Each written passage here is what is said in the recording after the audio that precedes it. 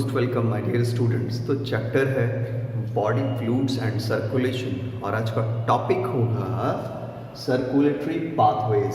ये बहुत इंपॉर्टेंट है, नीट एग्जामिनेशंस के लिए बहुत ज़्यादा इंपॉर्टेंट है। साथ ही साथ पीजीटी और टीजीटी की जो लोग प्रिपरेशन कर रहे हैं उनके लिए भी इम्पॉर्टेंट है। चलिए शुरू करते हैं बिना देर के। सर्कुलेटरी पाथवे, पाथ का मतलब होता है रास्ता यानी पथ, है ना। सर्कुलेशन किस किस रास्ते से होगा, किन रास्तों को अपनाते हुए सर्कुलेशन कंप्लीट होगी बॉडी में। This is what circulatory pathway, the way which is actually followed by the blood to complete the circulation in the particular body is the circulatory pathway. So broadly we have two different patterns of the circulation of the body fluids, two different patterns. One is the open type of circulation and the second one is the closed type of circulation, है ना। एक खुला परिसंचरण होगा, एक बंद होगा, means open and closed. दोनों में डिफरेंस क्या है, बेसिक चीज समझते हैं। देखिए, जो ओपन वाला होता है यहाँ पे एक पंपिंग ऑर्गन तो होगा, क्या होगा, कोई पंपिंग ऑर्गन होगा और ये पंपिंग ऑर्गन मान लीजिए कि यहाँ पे प्रेजेंट है, ठीक। ये ब्लड को रिसीव भी करेगा और ब्लड को सेंड भी करेगा एंड रिसीव, लेकिन ये ब्लड को रिसीव और सेंड कहाँ करेगा, इस पोजीशन पे, and this is called sinus, यानी किसी ओपन एरिया में। Is it clear? ओके।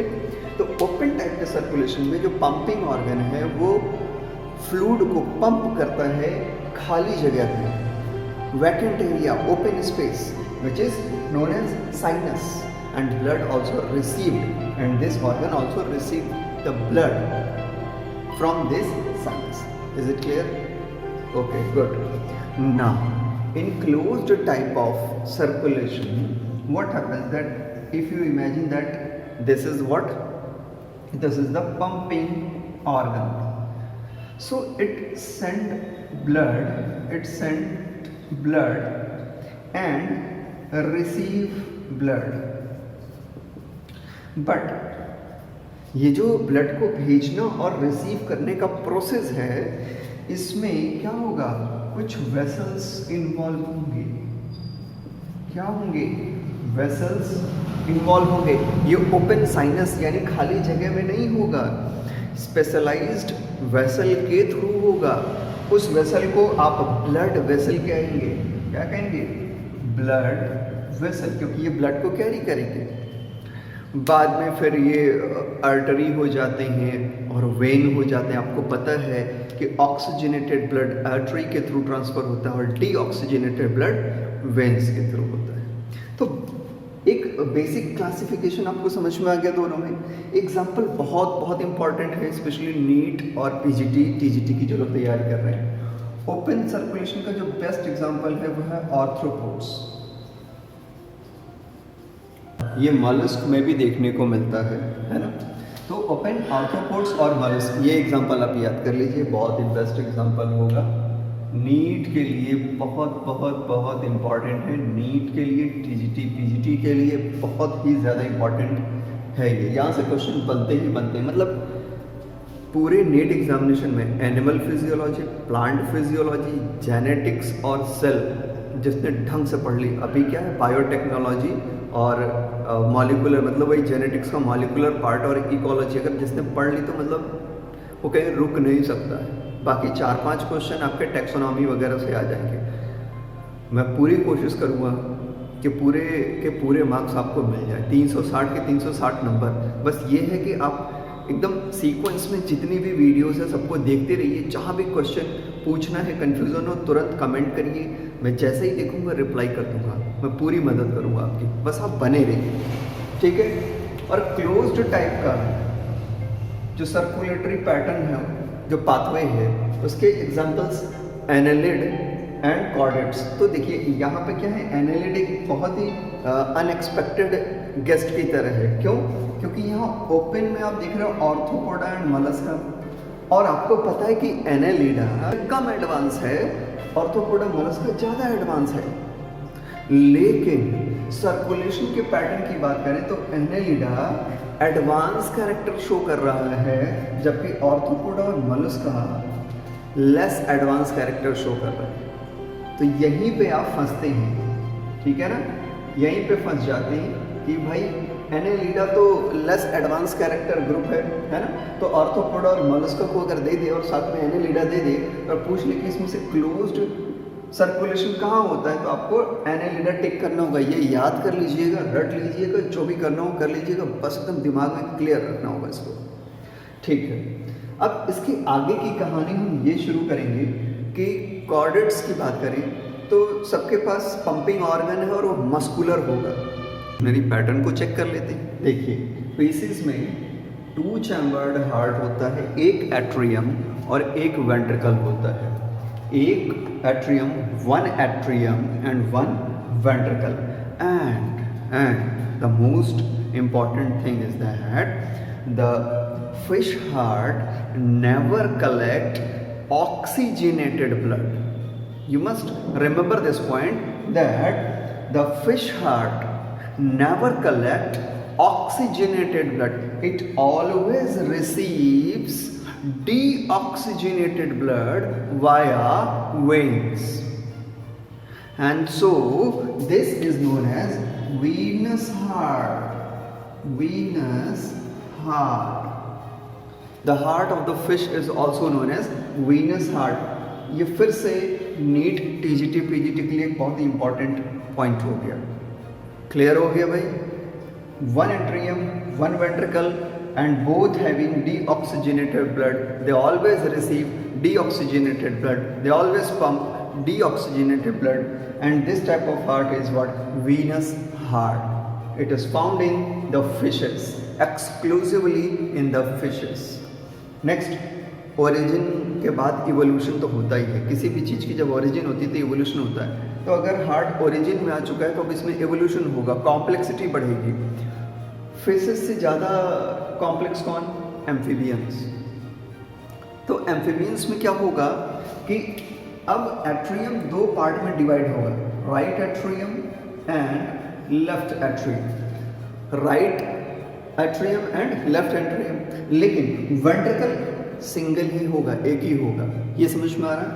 अब ये जो एट्रियम है, ठीक है, राइट साइड का, ये डीऑक्सीजनेटेड ब्लड को रिसीव करेगा, डीऑक्सीजनेटेड ब्लड को रिसीव करेगा, और लेफ्ट एट्रियम ऑक्सीजनेटेड ब्लड को रिसीव करेगा। यहाँ तक कोई कंफ्यूजन नहीं है? गुड। ब्लड एट्रियम में आने के बाद कहाँ जाते हैं? वेंट्रिकल में। यही तो होता है, और एक साथ सिस्टोल करते हैं। आप लोगों ने, मैं उम्मीद करता हूँ कि आप लोगों ने मेरी CSIR और नीट वाले वीडियोस देखे होंगे, तो थोड़ा बहुत आइडिया हो गया होगा।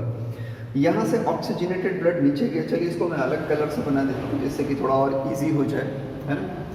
मान लीजिए ये ऑक्सीजनेटेड ब्लड है जो रेड कलर से बना है। दोनों ही इकट्ठे हो जाएंगे एक कॉमन पैसेज पे, एक कॉमन जगह पे, और ये जो कॉमन पैसेज है जब ये मिक्स हो जाएंगे, नाउ हियर व्हाट?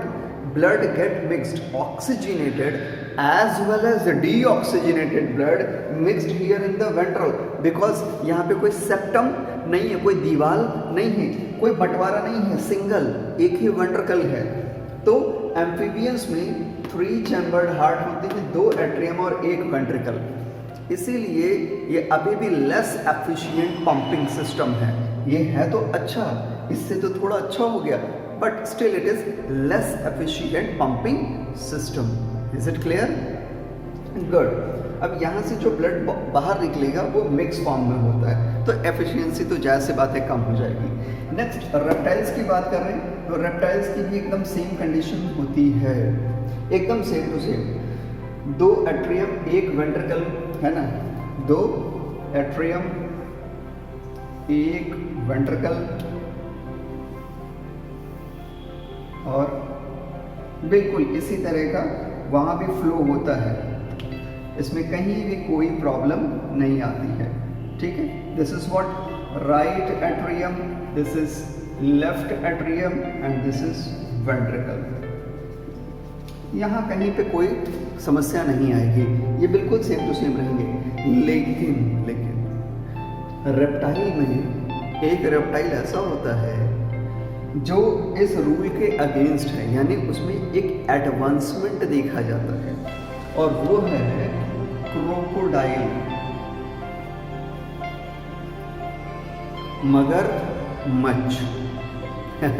तो मगरमच्छ को याद कर लीजिए भाई।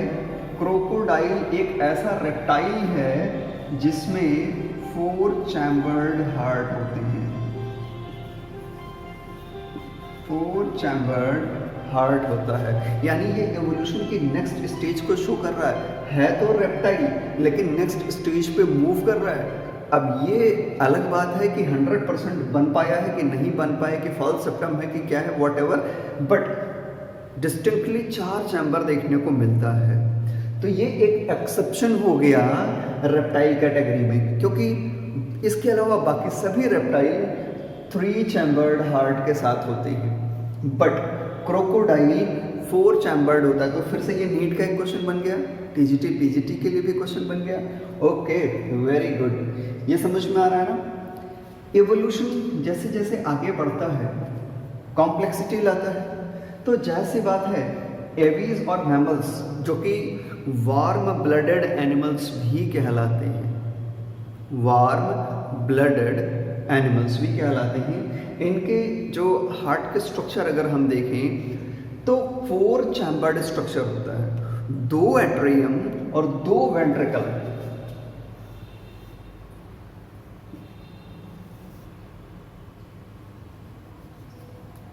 दो एट्रियम और 2 वेंट्रिकल, है ना। और इनके बीच में जो पार्टीशन होती है बिल्कुल क्लियर होती है, एकदम बढ़िया पार्टीशन, इसमें कहीं कोई इफ एंड बट नहीं है, ठीक है। This is what right atrium, this is left atrium, this is right ventricle, this is left ventricle, बिल्कुल सेपरेट, एकदम अलग अलग। समझ में आ रहा है ना। तो 4 चैम्बर्स हो गए, 2 एट्रियम और 2 वेंट्रिकल। अब यहीं पे आपको एक चीज कंपेयर कर लेनी है फर्स्ट, सेकंड, थर्ड, ये सारे स्ट्रक्चर्स में। देखिए राइट साइड में 4 चैम्बर्ड स्ट्रक्चर की बात हो रही है, राइट साइड में हमेशा डीऑक्सीजनेटेड ब्लड आता है। Always right atrium always receive deoxygenated blood and it transfer its deoxygenated blood to the right ventricle. From right ventricle it is transferred to the lungs, and left atrium receives oxygenated blood. It always receive oxygenated blood and transfer its oxygenated blood to the left ventricle. Left ventricle send the oxygenated blood to all of the different body parts except lungs, ठीक है। यह याद रहेगा। अभी हम human heart को next video lecture में human heart को बहुत अच्छे से पढ़ेंगे, उसको समझेंगे। अभी तो सिर्फ हम कंपैरिजन कर रहे हैं, पाथवे का कंपैरिजन कर रहे हैं, ये बहुत इंपॉर्टेंट होता है। और इस ट्रांसफर के केस में कभी भी डीऑक्सीजनेटेड ब्लड ऑक्सीजनेटेड ब्लड के साथ मिक्स नहीं होता है, यानी दोनों सेपरेट हैं, दोनों यहाँ पे सेपरेट हैं। जबकि यहाँ क्या होते थे, भले ही एट्रियम में सेपरेट थे पर वेंट्रिकल में आके मिक्स होते थे। और यहाँ तो बिल्कुल ऐसा था कि सिर्फ डीऑक्सीजनेटेड ब्लड आता था और डीऑक्सीजनेटेड ब्लड बाहर निकलता था। तो आप कंपेयर कर पा रहे हैं, है ना। सब कुछ कंपेयर किया। अब देखिए बहुत अच्छे से समझ लीजिए, इस स्ट्रक्चर में जो फिश का हार्ट है जो कि 2 चैम्बर्ड है, तो आप देख पा रहे हैं इस स्ट्रक्चर में क्या है, एट्रियम में डीऑक्सीजनेटेड ब्लड आता है, वेंट्रिकल को ये ट्रांसफर करता है और वेंट्रिकल उसी डीऑक्सीजनेटेड ब्लड को बाहर ट्रांसफर करता है गिल्स पे, और जाके वहाँ पे गैसियस एक्सचेंज हो जाता है। Is it clear?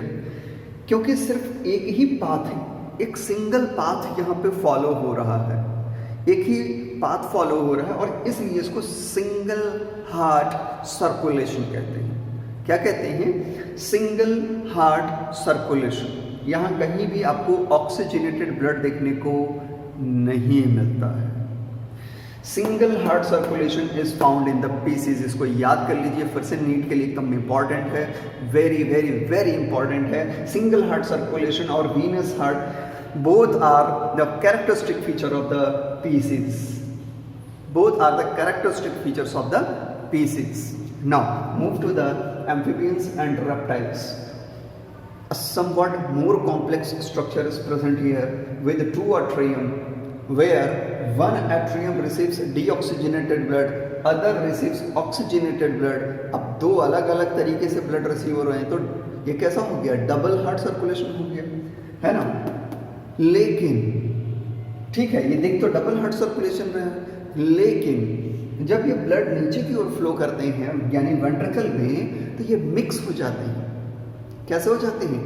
मिक्स हो जाते हैं, है ना। ऑक्सीजनेटेड प्लस डीऑक्सीजनेटेड दोनों तरह के ब्लड मिक्स हो जाते हैं। जब ये मिक्स हो जाते हैं तो ये आप इसको क्या कह सकते हैं? Incomplete. This is what? Incomplete. Yes,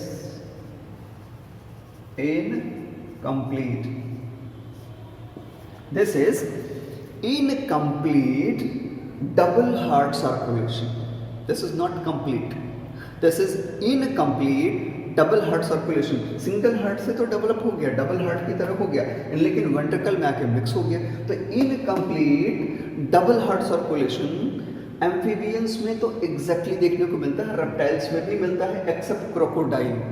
accept crocodile. तो खूब ढेर सारे क्वेश्चन बन रहे हैं यहाँ पे, सबके आंसर भी मिल रहे हैं। ठीक है, आप लोगों में से बहुत सारे लोग कहते हैं सर आप नोट्स पढ़ाते हैं, बताते हैं, साथ में क्वेश्चन भी सॉल्व कराया करिए। आई प्रॉमिस कि एक बार सारी की सारी सीरीज़ में फिनिश कर लूँ, फिर आप लोगों का मैं क्वेश्चन एंड आंसर सेशन भी स्टार्ट करूँगा बहुत जल्द। आप लोग चाहें तो मुझे मेल कर सकते हैं, मेरे लिंक्स में देख सकते हैं, वहाँ पे आप इंडिविजुअल बायोलॉजी बैचेस को ज्वाइन कर सकते हैं। खैर आगे बढ़ते हैं। तो अभी क्या है? इनकम्प्लीट डबल हार्ट सर्कुलेशन हुआ।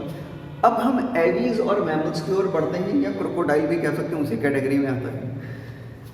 Right side of the heart, right side of the heart having deoxygenated blood. Right atrium receive करता है, राइट वेंट्रिकल उसे पुश करता है लंग्स तक।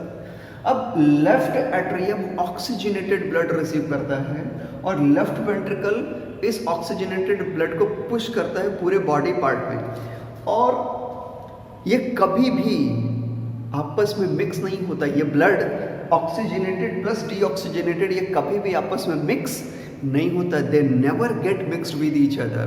यानी एक सिंगल हार्ट ही है, लेकिन इसके चार चैम्बर्स इस तरह से डिज़ाइन हो चुके हैं, इवॉल्व हो चुके हैं, एडवांस हो चुके हैं कि ये ऑक्सीजनेटेड को अलग रखते हैं और डीऑक्सीजनेटेड को अलग रहते हैं। यानी ये सिंगल हार्ट होते हुए भी दो तरह का सर्कुलेशन कर रहा है। एक तरफ केवल डीऑक्सीजनेटेड ब्लड का सर्कुलेशन और दूसरी तरफ केवल ऑक्सीजनेटेड ब्लड का सर्कुलेशन कर रहा है। Is it clear? यस। तो ऐसे सर्कुलेशन को आप कहते हैं डबल सर्कुलेशन या double heart circulation. This is what? Double circulation और double heart circulation. Am I clear? ये टॉपिक यहीं पे क्लियर होता है, और यहाँ से मैं इस टॉपिक को फिनिश करता हूँ। आगे हम ह्यूमन हार्ट को पढ़ेंगे नेक्स्ट लेक्चर में। इसको स्क्रीनशॉट कर लीजिए। Okay good.